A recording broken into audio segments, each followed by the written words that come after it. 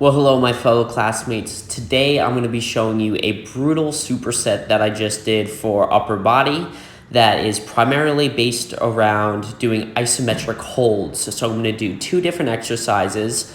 I'm doing a 30-second push-up iso hold, holding the bottom position of a push-up, going into an AMRAP of push-ups, so doing a 30-second hold, and then without breaking, going into as many reps as I could of regular push-ups, and pairing that with a YTW Iso hold. So this is my second week of doing this superset. So I'm doing 3 sets of the 30-second hold into an AMRAP push-up, and then paired with 3 sets of 25-second holds per letter for the YTWs. So the ways that I was progressing this superset is I was keeping the 30-second hold consistent for the push-up hold and then just trying to beat the total amount of push-ups that I got. After that, so I knew I was progressing if I was getting more total push-ups between the 3 sets. And then I was increasing the time that I was holding each letter. So I started with 20 seconds per letter the first week. This week I'm doing 25 seconds per letter, and then I'll end with 30 seconds per letter as my means of progressive overload. So why would I make myself do this brutal superset? So to help answer this, I'm going to let you into my mind a little bit to gain a little bit of insight as to how I create programs for myself, and I'll often use this type of thinking to create programs for my clients as well. So I basically have 2 different dials, I kind of think about it like that I spin through or I rotate through, and then I combine in order to create different or focus on different types of muscular contractions and combine that with different skill progressions of movements.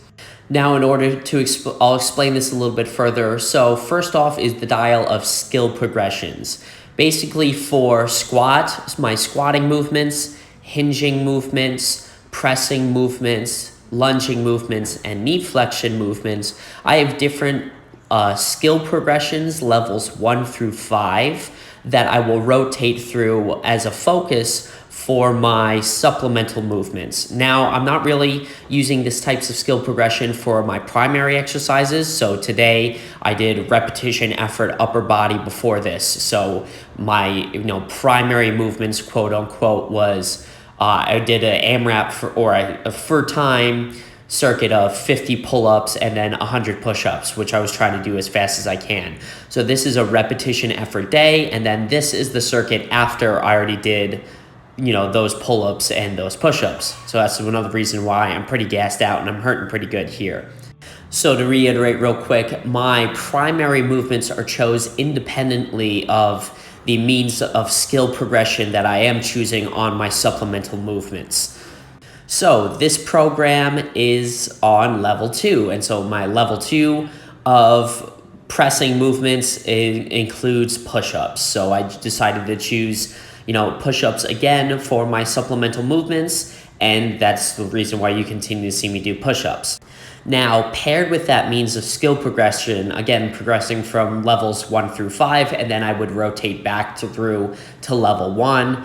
I'm also rotating through different muscular contraction type focuses. So those will be 3 different spins of the dial, 3 different levels on my dial there of eccentric, isometric, and then concentric contractions. So I will still rotate through those being the focus of each program. So to make sense of this, I'm on a level 2 skill progression with an isometric contraction, meaning I'm going to pick movement patterns that fit in my level 2 skill progression, pair them with isometric contractions as the focus, and then I'll use my creativity to basically come up with any type of sets and reps protocol that I want to do as long as it fits that criteria.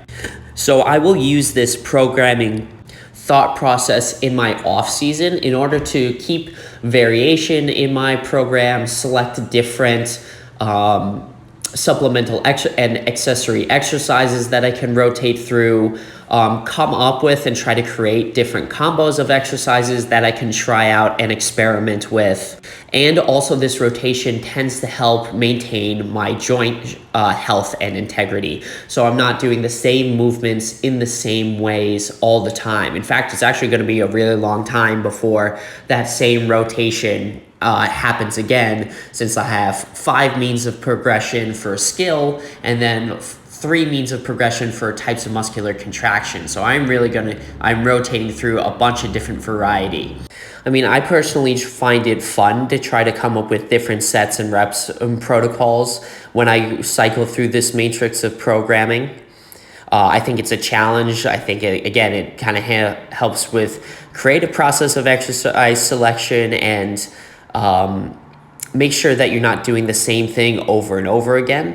And not only is it creative, but it also challenges the body in a lot of different ways. Again, as somebody who's focusing on powerlifting mainly right now, it's easy to get caught up in 1 rep maxes all the time and have that be your only focusing goal.